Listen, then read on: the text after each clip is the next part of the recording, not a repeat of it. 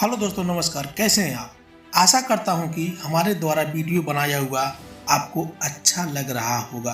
दोस्तों, इस वीडियो का टाइटल मैंने इसलिए ऐसा रखा है कि यीशु अन्य देवी देवताओं की तरह क्यों नहीं है, क्योंकि बहुत से हमारे भाई बहन अभी हैं जो जिनका अभी यीशु पर विश्वास बहुत कम होता है। वह सोचते हैं कि जैसे अन्य देवी देवता हैं या भगवान हैं जिनको लोगों ने खुद अपने लिए बनाया है, तो ऐसे लोग बाइबल पर तो भी पूरा विश्वास करते नहीं। तो उनके मन में यह संदेह होता है कि जैसे अन्य देवी देवता हैं, अन्य भगवान हैं, उसी तरीके से यीशु मसीह भी है। तो दोस्तों, इस वीडियो में आपके सारे भ्रम को दूर करने वाला हूं मैं। तो आशा करता हूं कि वीडियो में आप लास्ट तक बने रहेंगे।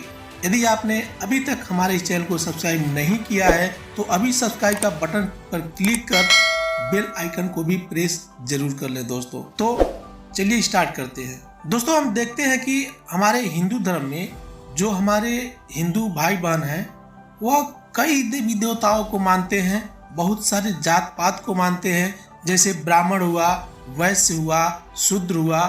तो ऐसे हम देखते हैं कि हिंदू धर्म में बहुत सारे जात पात और रीति रिवाज बने हुए हैं। क्या आपको लगता है कि खुदा यानी कि परमेश्वर ऊपर से उतर कर आया था जात पात बनाने के लिए, लोगों को बांटने के लिए, एक दूसरे में भेदभाव करने के लिए? बिल्कुल नहीं दोस्तों। मैं तो एक सीधी सी बात जानता हूँ कि जिसने हम सबको बनाया है, यानी मैं उस परमेश्वर की बात कर रहा हूँ जिसने सारी सृष्टि को बनाया है, उससे हमारा एक गहरा रिश्ता है जो एक बाप और बेटे का होता है, पिता और पुत्र का होता है। अब ऐसा परमेश्वर जो जात पात और मजहब बनाता हो वह परमेश्वर नहीं हो सकता है। दोस्तों, हमारे देश में बहुत साल पहले की बात है, हमारे बाप दादा, दादा परदाता जो हमसे अभी भी कहते हैं कि जो शूद्र होते थे उस समय ना, जैसे धोबी हुए, चमार हुए, उनसे लोग बहुत नफरत करते थे। उनका छुआ हुआ पानी तक नहीं पीते थे। यहाँ तक कि उन्हें इतना नफरत था कि उनको जमीन पर थूकने तक के लिए मना किया गया था। थूकने के लिए उनके पीछे एक मटकी का बर्तन लटकाया जाता था ताकि वह जमीन पर न थूक सके।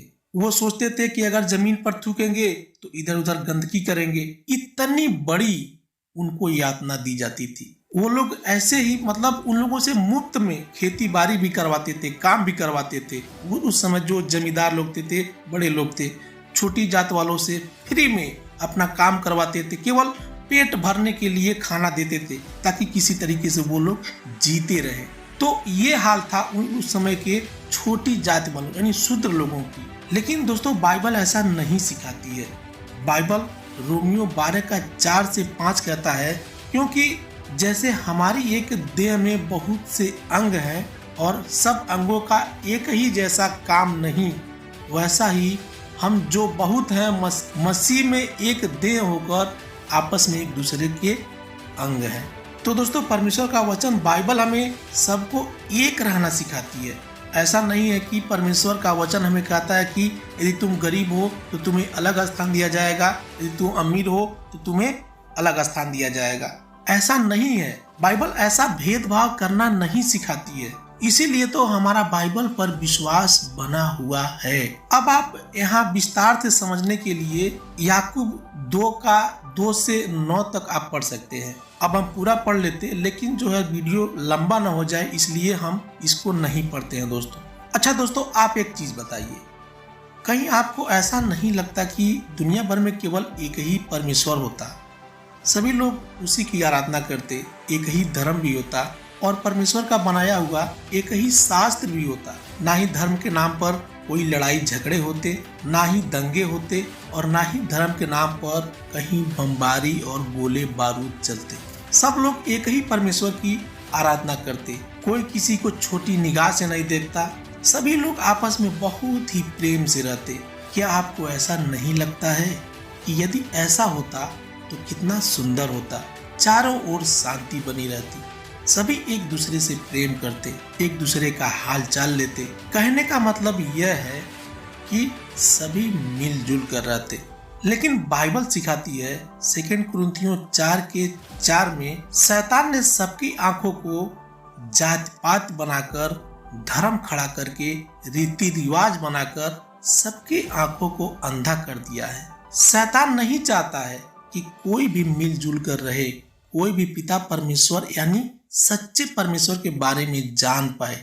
शैतान सोचता है कि यदि यह व्यक्ति परमेश्वर के बारे में जान गया और उस पर विश्वास कर लिया तो उसका उद्धार हो जाएगा, वह अनंत काल के नरक से बच जाएगा। शैतान कभी नहीं चाहता है, इसीलिए इस दुनिया में हर तरह की जात पात, हर तरह की बुराई, हर तरह की रीति रिवाज बनाया हुआ है। दोस्तों, शैतान का हमेशा यही कोशिश होता है कि परमेश्वर और उसके बच्चों को यानी हम लोगों को हमारे पिता परमेश्वर से अलग कर देना। यीशु मसीह ने क्रॉस पर अपना बलिदान इसलिए दिया ताकि जो कोई भी व्यक्ति अपने बुरे कामों को छोड़कर उस पर विश्वास कर ले और वह एकमात्र परमेश्वर यीशु मसीह को अपना खुदा स्वीकार कर ले, अपना परमेश्वर मान ले, तो वह व्यक्ति उस परमेश्वर का बेटा और बेटी बन जाता है, उस परमेश्वर के परिवार का वारिस बन जाता है। उसका पाप यीशु मसीह के लहू से मिट जाता है और वह व्यक्ति परमेश्वर की नज़र में पवित्र हो जाता है। लेकिन शैतान ऐसा नहीं चाहता है। उसका हमेशा यही कोशिश होता है कि परमेश्वर के बच्चों यानी कि प्रत्येक व्यक्ति को परमेश्वर से अलग कर देना। जब कोई व्यक्ति परमेश्वर के विरोध में जाता है यानी परमेश्वर का कहना नहीं मानता है तो शैतान को बहुत ही खुशी होता है। वह जश्न मनाता है और परमेश्वर से कहता है, देख मैंने एक और तेरे बच्चे को तुझसे अलग कर दिया। ऐसे में परमेश्वर को बहुत दुख होता है। वह सोचता है कि मैंने जिस बच्चे को इतना प्यार से पाला पोसा, जिसके लिए इतना दुख उठाया, क्रॉस पर अपना बलिदान दिया, वह बच्चा आज पाप में पड़कर मुझसे अलग हो रहा है।